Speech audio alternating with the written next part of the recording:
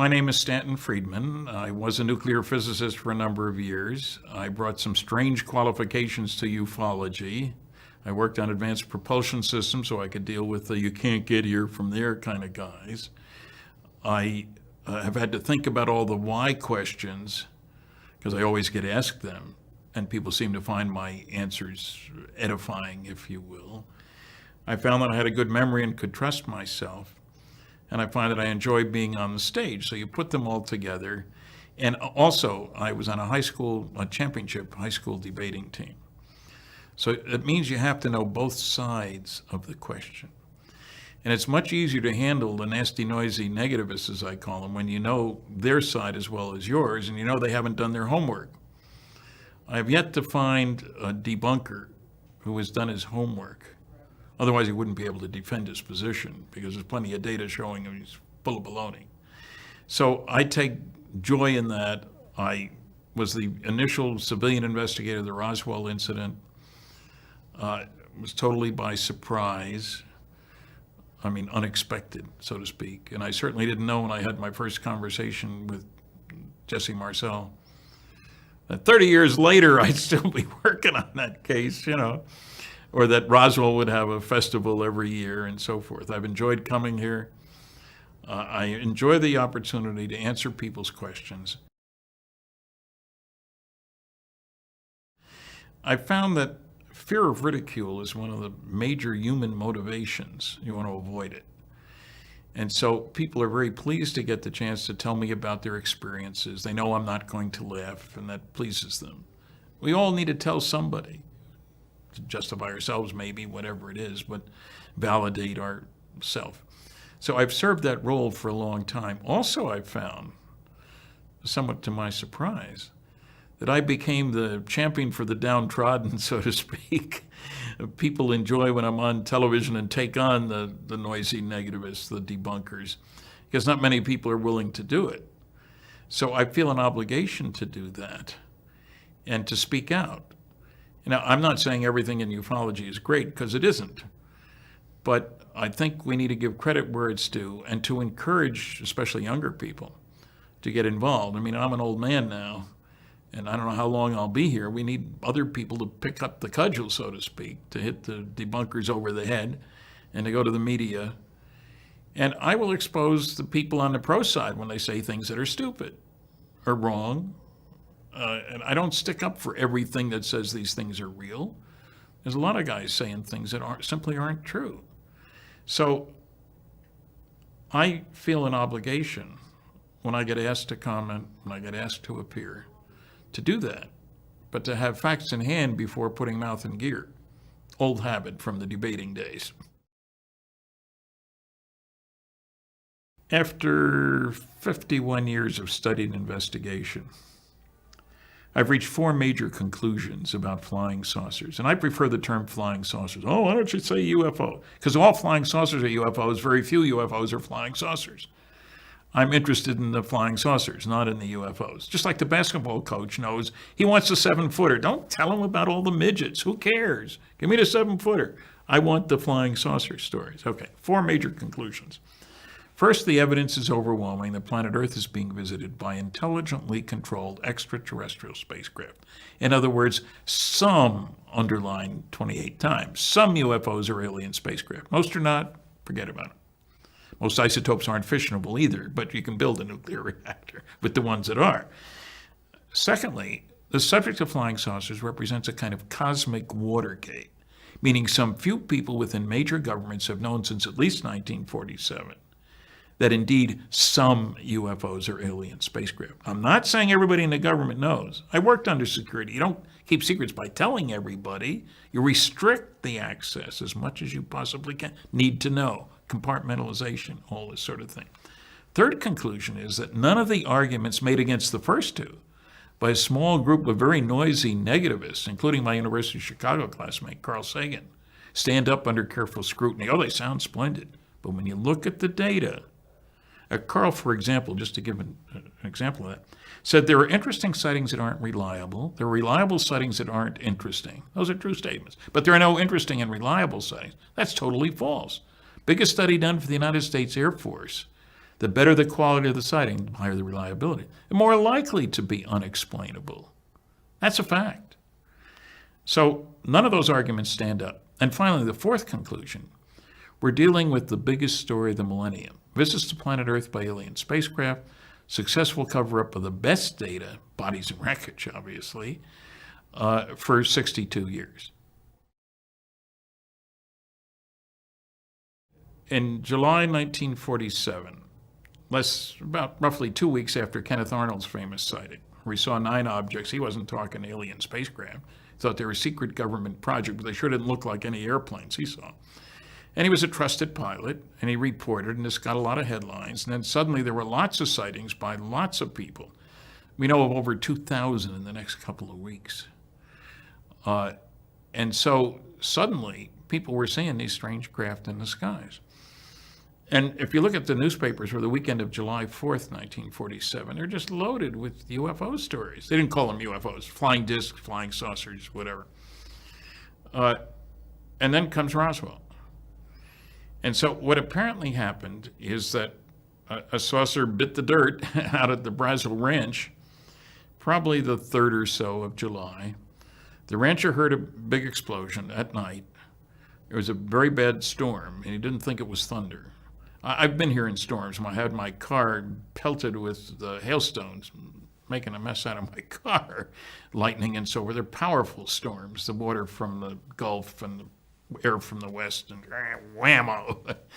Anyway, the next day he goes out to check on his stock. Water is a major concern here. He was a sheep rancher, as it happens.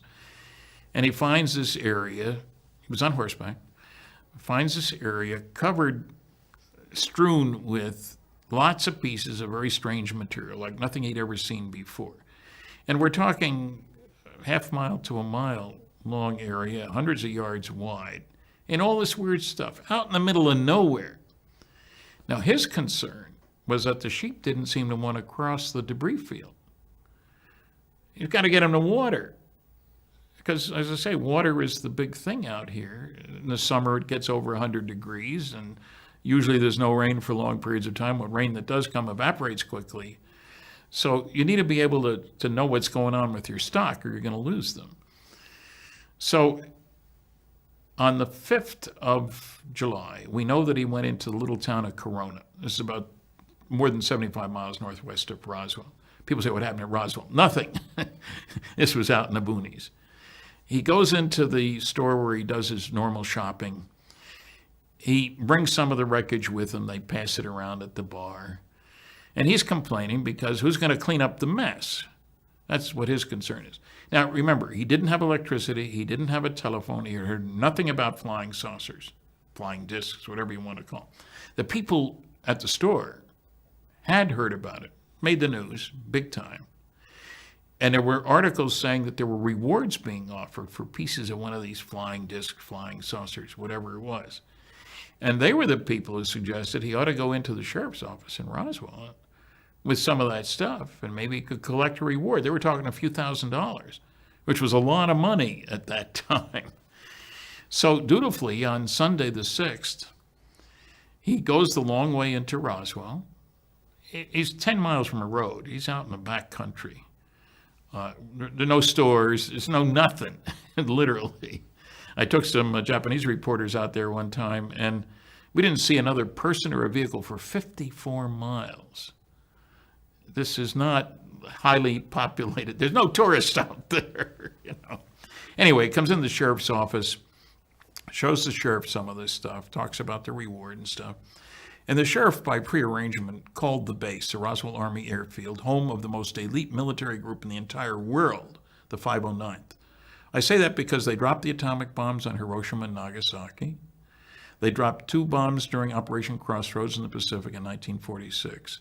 Hand-picked officers, hand-picked men, high security. These were the guys. Nobody else had ever dropped an atomic bomb, you understand. So, prearrangement with the base was that anything that might affect the base in one way or another, a drunken airman having a bad accident, a woman saying she was raped by one of the airmen, all of these things, they wanted to be notified. They wanted good relationships with the town. The town only had about 25,000 people in. The base had a few thousand people, so He happens to get Major Jesse Marcel. The intelligence officer for the base was the duty officer on that Sunday. He checks things out. The sheriff tells him there's a rancher here with this weird stuff. Jesse checks it out, talks to Colonel Blanchard, the base commander, and Jesse tells him, didn't see anything conventional. Don't know what it was. So Colonel Blanchard says, because the rancher had said there's lots of this stuff out there, this is kind of crazy. What's going on here? He knew he hadn't lost any airplanes. It wasn't one of his. Tells Jesse to take a counterintelligence corps guy out with him. That's important because the big concern was who's trying to spy on us. New Mexico had more classified work going on per capita than any other place. 2 nuclear weapons labs here. All the missiles being fired over at the White Sands Missile Range. The biggest employer in the state at the time was Kirtland Air Force Base. So if you're going to be a foreign country like the Soviet Union and you want to spy on the United States to see what's going on technologically, New Mexico's the place. So Colonel Blanchard was being sensible. And there's no way you could tell anybody how to get to the site. No GPS back then. People said, why did they plug in the coordinates? Well, they couldn't. So they followed the rancher out. Got there fairly late in the day, had their sleeping bags, stayed overnight, and the rancher gave him a can of beans. I got that from Jesse Marcel later. I was the first to talk to him. And the next day they go out to the debris field. And Jesse is puzzled. Here's all this stuff, almost a mile long, hundreds of yards wide, and this weird materials, but nothing conventional, and no crater. When an airplane goes in, it makes a pretty big hole in the ground. When I say conventional, I mean no nuts, bolts, rivets, propellers, wires, vacuum tubes, tags saying made in Oshkosh. There was nothing like that. So they picked up as much as they could, put it in their 2 vehicles, and went back to Roswell.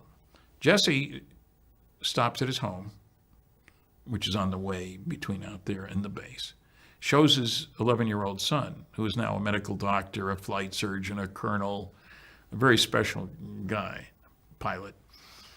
And in the morning goes into the base and brings his stuff to the meeting there. And the colonel has to decide what to do, and his choice is he gives 2 orders which impact on the story. One is to Walter Haught, the base public information officer, put out a press release saying we've recovered one of these flying discs that people have been talking about. The other is to Jesse.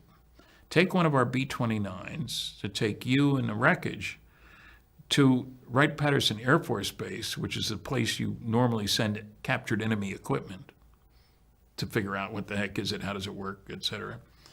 But make a stop at our headquarters, 8th Air Force in Fort Worth, Texas. If you look at a map, it's right on the way. So everybody follows orders. For people who say, why didn't they argue? Come on, this is 2 years after the end of the war. The boss talks, you do. I mean, there's no arguing. And by the time Jesse gets to Fort Worth, it's over an hour flight from here, the general, Roger Ramey, his staff officer, then Colonel Thomas Jefferson Dubose, has taken a call from Ramey's boss, General McMullen in Washington. Again, it's all chain of command kind of stuff. Blanchard reports to Ramey, Ramey reports to McMullen.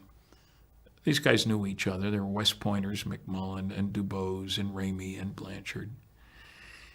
And I got this straight from Colonel Dubose, retired general when I found him, incidentally, that McMullen tells him 3 things. I want you to get the press off our back. I don't care how you do it. See, Walter Haught had been told to put out a press release. He did it, naturally. Made it all over the place. Second is send some of that wreckage up here today with one of your Colonel Couriers. Third, I don't want you to talk about it ever again, not even with your buddy Roger Ramey. That's an order. Do I need to put it in writing, Colonel? No, sir. When a 2-star general tells a colonel what to do, he does it. And they knew each other, so there was no question of who is this guy. So when Jesse arrives, General Ramey says, you don't say anything. I'll take care of it. So pictures are taken, and there's Jesse stuck with this phony wreckage, which isn't what he brought in. It's radar reflector weather balloon junk, which were used all the time. And Jesse couldn't say anything. Press there. General Ramey puts out a press release. Mistake made. Not a flying saucer. And the headline in some papers was, Ramey empties Roswell saucer. Now, what's interesting is the original press release went out afternoon. That means it was too late for all the East Coast papers and too late for the morning papers across the country because of the time zones, but not too late for evening papers from Chicago West. I say that because some people think it only appeared in the Roswell Daily Record. Big deal, you know. It was in the Chicago Daily News, front page of the Sacramento Bee, front page of the San Francisco paper, Los Angeles Herald Express, full width, Army captures flying saucer. Because of the time zones again, General thinks it's radar weather gadget. Same day, taken care of very effectively. The next morning's paper all have Ramey empties Roswell saucer.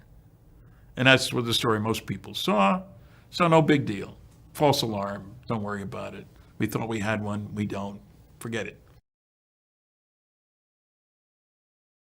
Now, what happened back home here, of course, is that while Marcel was off to Texas, naturally the colonel took other measures. First thing you'd do, it'd be to go out to the ranch with a small plane and look around, see what else you can find. This is desert country, no big trees or anything. You'd immediately spot any metallic stuff. There's great visibility out there. And then you'd make plans accordingly to send troops out. Like I said, there's no tourist stuff out there. There's nothing. Mother Nature, period. End of report. I believe at that time they spotted what I'll call the crew compartment with bodies in it, 2.5 miles from where the wreckage was, primarily. Now, Marcel has nothing to do with this. He's gone over to Texas. And they send troops out to recover the wreckage as much as you can. And the bodies was a separate question, of course. They had plenty of troops, and they had other people to call on all across the state.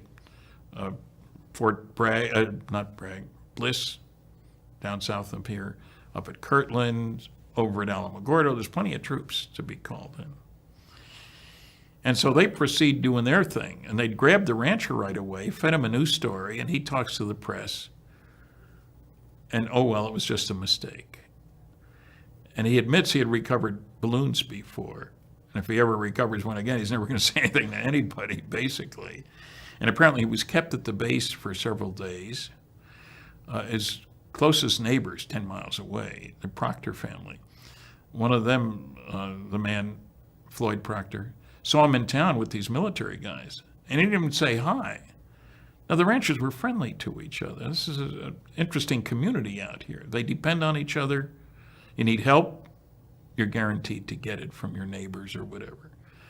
You need a place to stay when there's a bad storm, you're guaranteed to get it. You know, this is not New York, where the people in the apartment building don't know who lives down the hall kind of thing. And so that was very strange. Okay, what went on after that? Apparently there was a major effort to recover as much wreckage as possible, troops going fingertip to fingertip and then back, picking up all the pieces of this stuff. Talked to one soldier who'd been there. He'd pick up this stuff. It was peculiar, the foil-like material, because it was memory metal. You could crumple it and fold it and fold it and fold it, and it would unfold on its own. He said you'd pick it up, stick it in his gunny sack, burlap bag, and by the time it hit the bottom, it had already expanded out to look the same as it had before it, with no marks on it or anything like that. So all this was going on. And it's easy to hide out here. There's nothing there. There's no tourists driving by, you know. And apparently tents were set up, bodies were photographed. And people have to understand, when you have an aircraft accident, alien or not, you need to get some idea of what happened in situ. Where are the things with relation to other things? When an airplane crashes, you know, with the rudders this way or that way, all kinds of stuff. You don't just grab everything you can and get the heck out of it. There's no rush. No tourists. You put up a perimeter and you don't let anybody in, but there's nobody there. And it's not on a road. It's important for people to recognize. I had a reporter demand of me, well, why don't you just go up and park your car along the road there and go with the metal detector and find wreckage? And I said, there's no road. What do you mean there's no road? Of course there's a road. There's no road. It's 10 miles from the road. This is New Mexico. This person called me from England, so finally I said, look, you had 50 million people, England and Wales at that time. New Mexico had 1 million. But New Mexico is twice the size of England and Wales combined. 100 times the population density. It's a very, very different world. So the Roswell mystery has gone on. Now, we don't know what all the government did. We don't have any classified reports. We do know, having worked under security, I can say this. When you're faced with a situation like that, a couple of important points.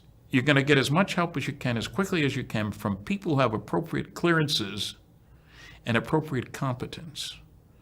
There's plenty of competence here in New Mexico. Los Alamos labs, one of the finest labs in the world. Sandia, on bodies and biological stuff. The Lovelace Clinic outfit had government contracts to do classified work, biological work. So they had the competence. The head of the Lovelace Clinic was chairman of the Aviation Biology Committee at Wright-Patterson Air Force Base. So you know who to go to, and you take action now. And so what you do later is another story. But you have to find out what's going on. Because there were some obvious questions. What is going on? Are these potential invaders? Are they going to destroy us? Are they out to attack us? Are they working with anybody on this planet? It's perfectly obvious, if you look at all the good stories, that these things had flight competence that was well beyond anything we have. That's why you'd be worried. You certainly couldn't go public. This is 2 years after the war. Half of Europe was starving. The Marshall Plan went into effect at this time. You could hardly say to the world, oh, we thought you'd like to know. You know, there are these alien spacecraft flying above our territory. We can't do a darn thing about it. We don't know what they want, where they're from, or how they operate, but we thought you'd like to know. Totally destabilizing at that time. And justifiably so. They shouldn't go public. That they pulled a fast one on the... Pulling fast ones in New Mexico is nothing new. When the first atom bomb was tested, very successful, it was seen from 100 miles away. There were people up at 5:30 in the morning who saw it. Spectacular. A second sun, somebody said. Well, there were calls to sheriff's offices all over the state. You know, what happened? Well, finally, after a few days, they put out a press release. An ammunition dump had blown up, and fortunately, nobody was injured. This was after the July 16th explosion of our first atomic bomb. Now, after the August 6th and 9th, the bombings of Hiroshima and Nagasaki, then it was announced what that was the first tested one. I don't blame them for lying. Disinformation, misinformation, important part of military tactics. And we used a lot of it during World War II, intentionally. And I'm not saying that's wrong. The question now is, shouldn't we be told more than we have been told? Should people be exposed to ridicule? Now, why would they keep the secret? People keep asking me that. Well, why don't they tell us what they know? You want to figure out how the darn things work. They make wonderful weapons delivery and defense systems. You got wreckage. You set up your secret project. Rule number one for security, always, you can't tell your friends without telling your enemies. They listen to the radio too. Didn't watch television back then, but they read the newspapers, you know. Second problem, what if the other guy figures out how they work before you do? And everybody's got another guy, you know, India and Pakistan, us and the Russians, and a whole bunch of these, North and South Korea, whatever. And you don't want them to know, you know, they know. Because weapon, counter-weapon, counter-weapon, it's an old game that's been played for a long time. The third problem, if there were to be an announcement made by highly trusted individuals around the world, not easy to find any, you understand. My favorite choice is the Queen and the Pope, saying, indeed, some UFOs are alien spacecraft. What would happen? Church attendance would go up, mental hospital admissions would go up, stock market would go down, anything that's, you don't know what's going to happen. But I think another thing that would happen, based on 600 college lectures, is that the younger generation, which unlike me was never alive when there wasn't a space program, would immediately push for a new view of ourselves, instead of Americans, Canadians, Greeks, Chinese, Peruvians, whatever, as Earthlings. Obviously, from an alien viewpoint, we are all Earthlings. We don't seem to like that very much, but that's the way it is. And you know what? No government that I'm aware of wants its citizens to owe their primary allegiance to the planet instead of that individual government. Nationalism's the only game in town, and you don't need to look far to see that. There's a fourth problem. Some fundamentalist religious groups have loudly maintained that we are the only intelligent life in the universe. Pat Robertson, Jerry Falwell took this attitude, that this is the work of the devil. And I think that's an insult to the great glory of God, that this is the best she can do, frankly. We killed 50 million during the war, destroyed 1,700 cities. What kind of a civilization is this, for goodness sakes? People have said to me, Stan, look, if their aliens are coming here and we're not going there, that means they're more advanced than we are. That seems reasonable. But that means that soon there'll be new methods of energy production. There goes the oil business. New methods of ground and air transport. There goes the car and plane business. New methods of computers and communication. Economic chaos. I have, over the years, because of the lecturing, because people feel it's safe to talk to me, and they got to tell somebody, heard 7 different instances of planes going up after UFOs and not coming back. We've never told families that. And people say, come on, Stan, you think they wouldn't tell the mother of a soldier why he isn't coming home? Yeah, I'd say they wouldn't. We have good precedent for that. Good precedent for a lousy thing. There's a book by a man named William Burroughs called By Any Means Necessary, dealing with the fate of 166 military crew members of reconnaissance planes that were tickling the radar at North Korea, Russia, and China after the war mostly, but even later. You come in as quickly as you can and see how quickly their radar comes on. These are loaded reconnaissance planes, loaded with instrumentation. Some of these got shot down. We did go past the 12-mile limit, kind of thing. Nobody was told anything. Unfortunate accident, plane lost at sea. Sorry about that. In 2001, more than 50 years after some of these events took place, the government had a conference. They brought in the families, gave them the medals, and told them what happened to their sons, fathers, brothers, whatever. 166 people. This is our government that withheld the truth from the families. So if they got shot down by UFOs, they weren't about to be told that. And if you told the public, maybe pilots wouldn't want to fly after them either. So it's a complicated question, this whole business. We don't know all there is to know.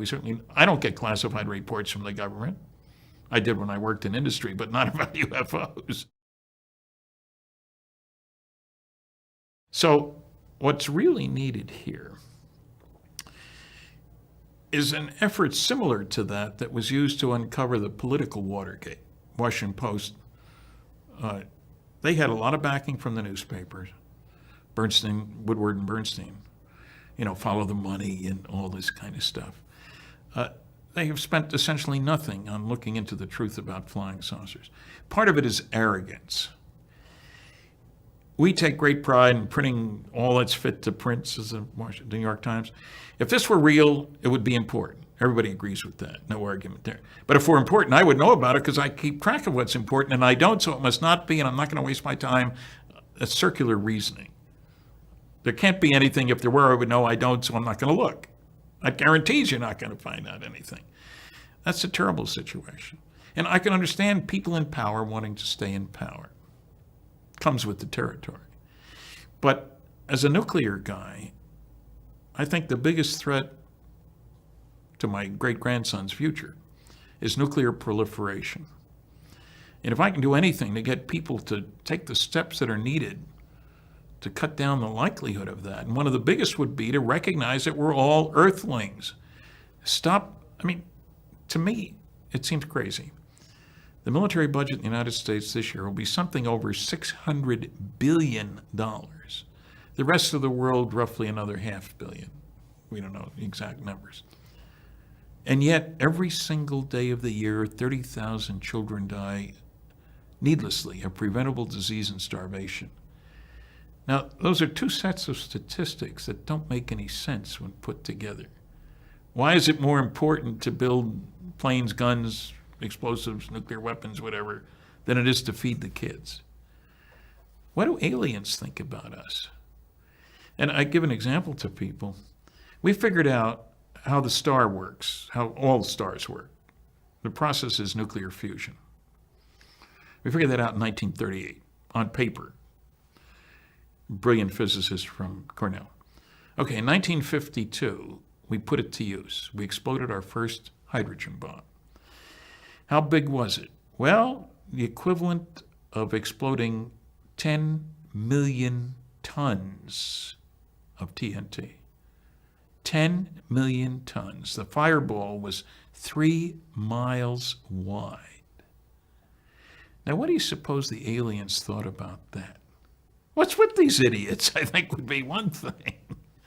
And remember, the nuclear proliferation has gone all over the place.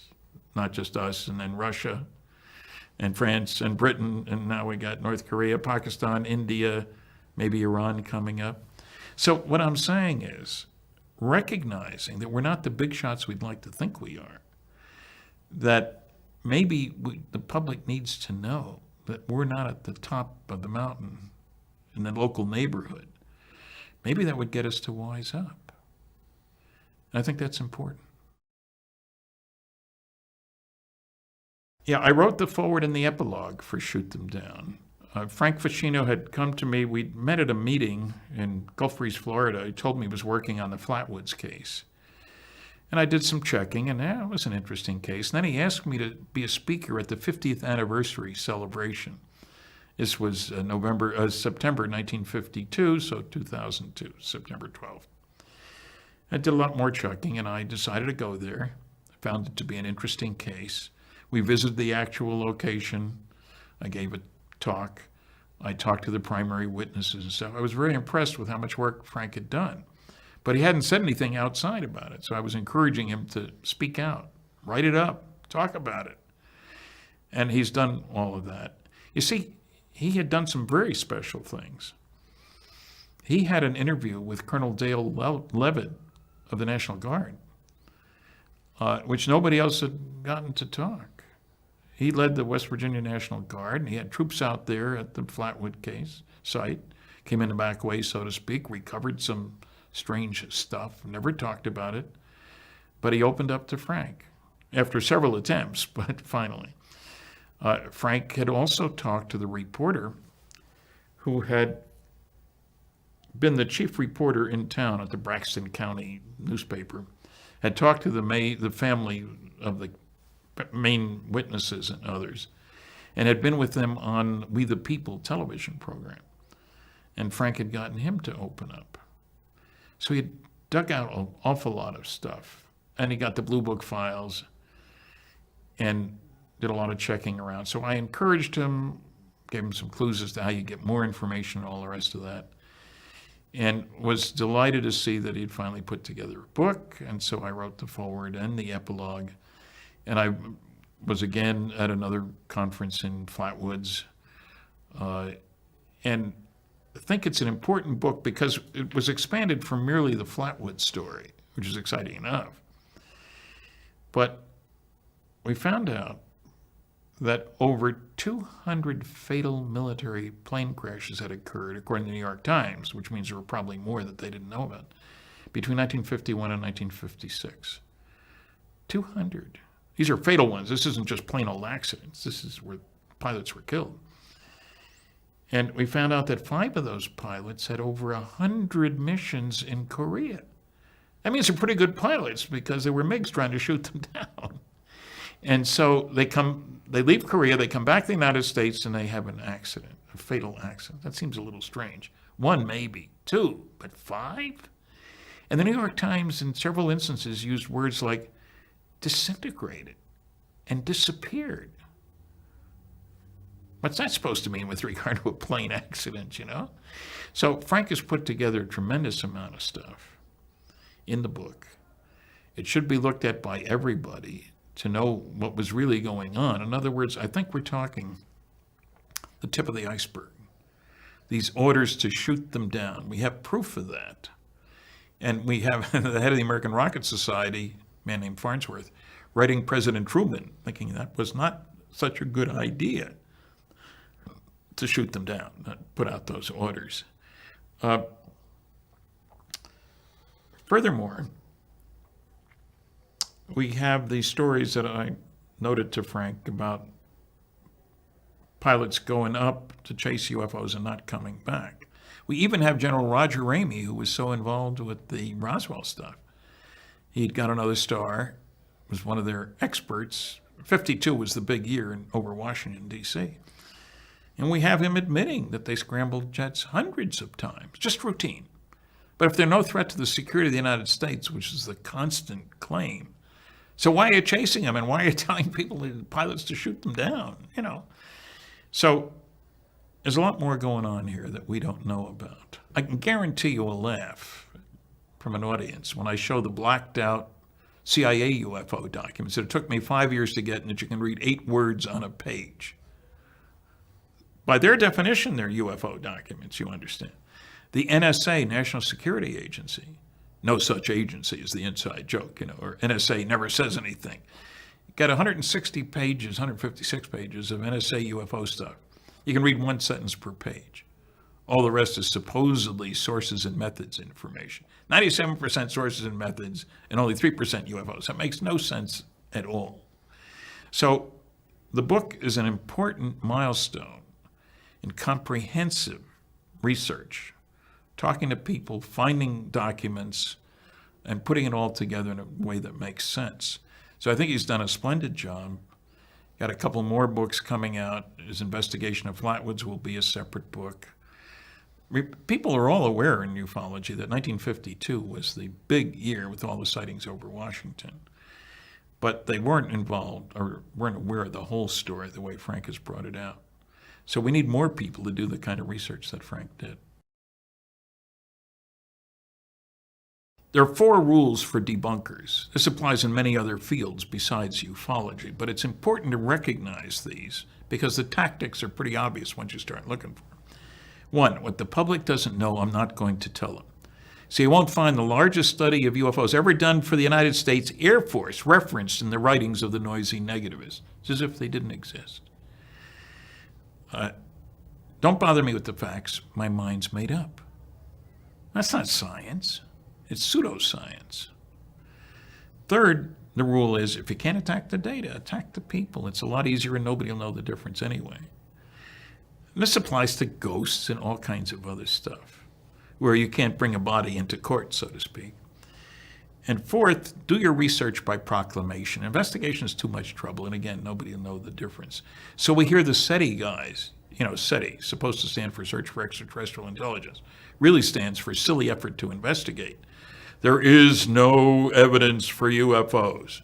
But they never reference the large-scale scientific studies. What they mean is they're not going to look for it, and if they see it, they're not going to mention it.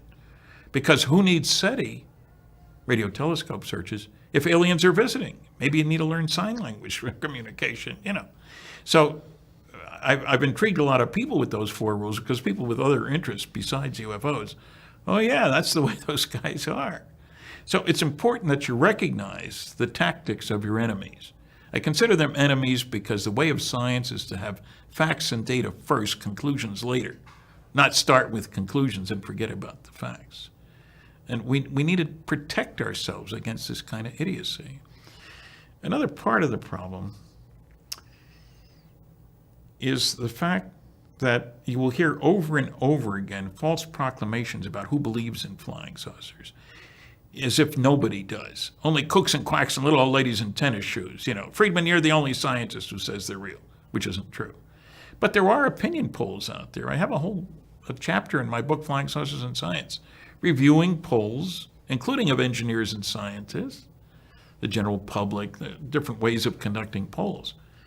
And there are more believers than non-believers. But most people think most people don't believe, so they don't report what they see. They won't sponsor a thesis project. There have only been a dozen or so. There's room for 30 or 40. So the mythology controls how people react.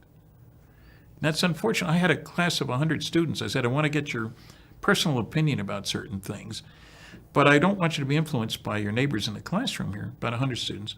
I want you to vote with your eyes closed. Your professor and I will count the votes. To make a long story short, it turns out 80% thought most people didn't believe in UFOs. 80% of that group did believe in UFOs. That's an enormous dichotomy. But their actions are determined by their perception of how other people will respond. And when I talk to people about their sightings, I check all my audiences at the end of my lecture, never at the beginning. Typically, 10% will admit that they had a sighting. The hands go up reluctantly at first, and then by the time I point and count, by the time I get over the other side of the hall, 10%, that's a lot. Each one thinks he's the only one, you see. But then I ask, how many of you reported what you saw? 90% of the hands go down. When people tell me about their sightings, which they want to do, they got to tell somebody who's not going to laugh at them. Did you report it? No. Why not? They think I was some kind of a nut. So fear of ridicule is the dominant thing. And part of that's been created by the failure of the scientific community, the journalistic community, and some of the things that the government has done. When you recognize the planet's being visited, first, it takes man out of the center of the universe. Remember, Copernicus had the gall to suggest the Earth wasn't the center of the universe. The sun was. One little step over. The book was banned for 300 years by the church. They got over it after a while. Flying saucers finished the job that Copernicus started of taking man out of the center of the universe. You see, you can always justify your behavior if you say, hey, we're at the top of the mountain. We're the best there is. It's okay. The old Robert Burns notion of to see ourselves as others see us. I kind of hammer on people the fact that our primitive society has a major activity, tribal warfare. Many young people don't realize that we killed 50 million of our own kind during World War II. We destroyed 1,700 cities. How does that look to somebody out there who's a little more advanced than we are? We're not nice guys. We're wasting the resources of the planet on killing. We don't feed our poor and starving. We build more bombs, more airplanes to destroy people with. So the whole point here, and I'm not trying to upset anybody's religion, although it might give us a chance to think about what that means. Did the God create them? Or is this all there is? If you say this isn't all there is, then you have to say, well, where do we fit in the scheme of things? We don't have a good track record. Now, admittedly, there were plenty of people who thought Bishop Ussher was right. The world was created in 4004 BC on a Thursday afternoon in October. That's only 6,000 years ago, so we know what's gone on. Well, if you say it was 4 billion years ago, that changes the picture. And if you allow for there being much more advanced civilizations than ours, I mean, just down the street, 39 light years away, there are two sun-like stars. They're only an eighth of a light year apart from each other, but are a cool billion years older than the sun. Let's hope that with a little head start, you might develop wisdom. You might develop a better way of doing it. I don't mean they're going to come here and save us. I think they want to save themselves from us. But I'm saying it gives hope for the future that somebody got through this stage where we're out of too much technology and not enough sociology, where we're building too many bombs and not feeding enough starving people. So it forces us to rethink our relationship to the neighborhood, if not the universe. I don't worry about the universe. Within 50 light years is far enough out for me. But when you see how big a variation there is in the ages of the stars in the neighborhood, and how close they have another neighbor. These two stars, Zeta 1 and Zeta 2 Reticuli, not only are a billion years older than the sun, which is quite a bit, but they're only an eighth of a light year apart. They're 35 times closer to each other than we are to the next star over. That means from a planet around one, the other star is visible all day long, which is quite remarkable. And you could directly observe planets around the other star and know that there's life there. So you might expect colonization, migration, all this kind of thing. But maybe you could find out how it is they got through this stage of too much technology, not enough sociology. I mean, I jokingly say sometime, maybe the reason we're so primitive is that this is the devil's island of this corner of the galaxy. They dumped all the bad boys and girls here, and that's why we're so nasty to each other. And people laugh and I say, remember, Australia got founded by convicts, and they're proud of it. And Georgia did too. They're not so proud of it. But so what I'm saying is we need a totally new perspective. We need to wake up and see what's really happening in the world around us. Then there'll be some hope for my great-grandson.